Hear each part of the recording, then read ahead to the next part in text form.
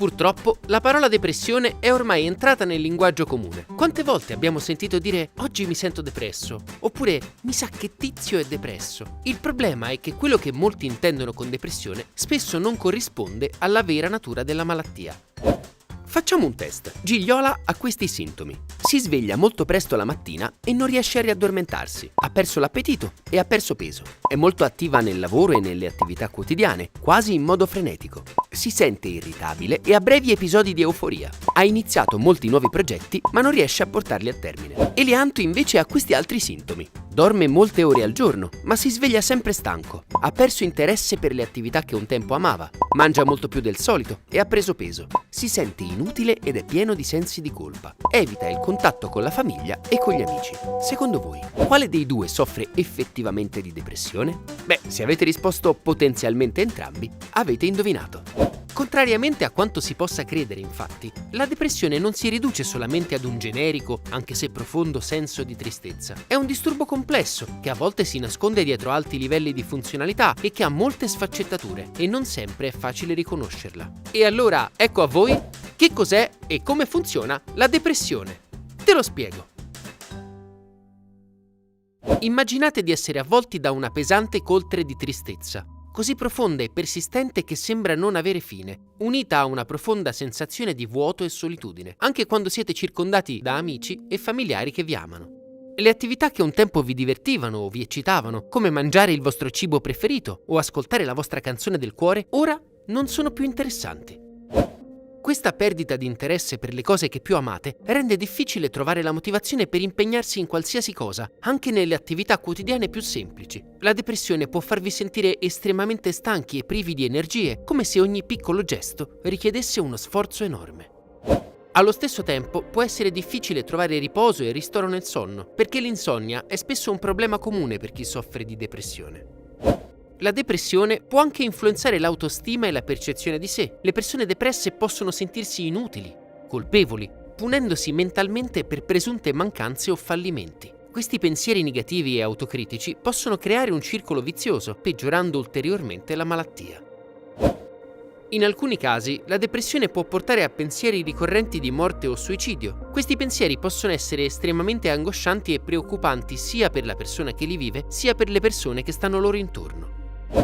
Quella che abbiamo appena descritto è la forma più classica di questo disturbo, o meglio, quella che tutti immaginiamo quando pensiamo alla depressione, la cosiddetta depressione maggiore. Ma la depressione è un'esperienza complessa e profondamente personale, che può manifestarsi in molti modi e con intensità diverse. Ecco una breve sintesi delle altre principali forme depressive negli adulti. Disturbo depressivo persistente, una forma di depressione cronica che dura per almeno 2 anni, ma con sintomi meno gravi rispetto ad esempio alla depressione maggiore. Disturbo bipolare, una forma di disturbo che combina episodi depressivi con episodi maniacali come euforia, iperattività e pensieri accelerati. Depressione postpartum, si manifesta dopo il parto e può provocare tristezza estrema, affaticamento e ansia, rendendo difficile per la madre prendersi cura del neonato. Depressione reattiva è causata da eventi stressanti della vita, come la perdita del lavoro, la morte di una persona cara o altre situazioni traumatiche. Depressione stagionale si verifica durante particolari stagioni dell'anno, solitamente in inverno, e può essere legata alla mancanza di luce solare. Ma come si diagnostica la depressione? La diagnosi della depressione è un processo complesso e, se si sospetta di soffrire di questo disturbo, la cosa migliore da fare è rivolgersi a uno specialista in salute mentale, come uno psicologo o uno psichiatra. In estrema sintesi, possiamo dire che per diagnosticare una depressione maggiore, la persona deve aver sperimentato almeno 5 di questi 9 sintomi per almeno 2 settimane, e di questi sintomi almeno uno deve essere umore depresso o perdita di interesse o piacere nelle attività quotidiane.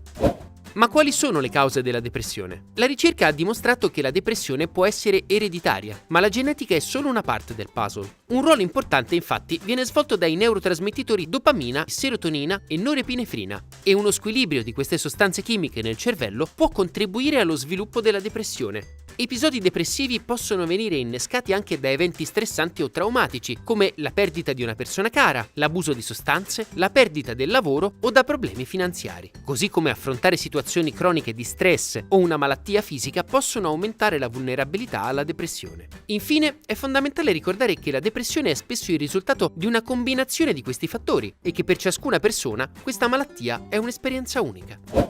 Ma come si cura la depressione? Riconoscere i segnali della depressione e intervenire in modo tempestivo è fondamentale per ridurre l'impatto negativo di questa malattia sulla qualità della vita della persona e dei suoi cari. Il modo migliore per farlo è quello di rivolgersi a degli specialisti qualificati, come psicoterapeuti o psichiatri. La combinazione di psicoterapia e farmaci, infatti, unita a interventi sullo stile di vita, è di solito la soluzione più efficace. Mentre esercizio fisico, dieta equilibrata, sonno adeguato e riduzione dello stress hanno noti effetti antidepressivi.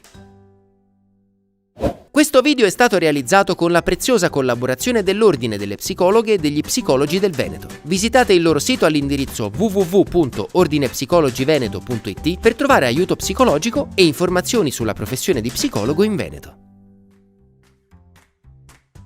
Se questo video ti è piaciuto, condividilo e metti mi piace. E facci anche sapere nei commenti quali vorresti che fossero gli argomenti dei prossimi video di Te lo spiego. Cercheremo di accontentarvi tutti, piano piano. Per realizzare i nostri video infatti sono necessarie moltissime ore di lavoro e se vorrai aiutarci a realizzarne sempre di più, sempre più velocemente, potrai farlo abbonandoti al canale o tramite una donazione su Patreon. In cambio riceverai sempre una ricompensa e il tuo nome potrà comparire nei ringraziamenti finali dei nostri video.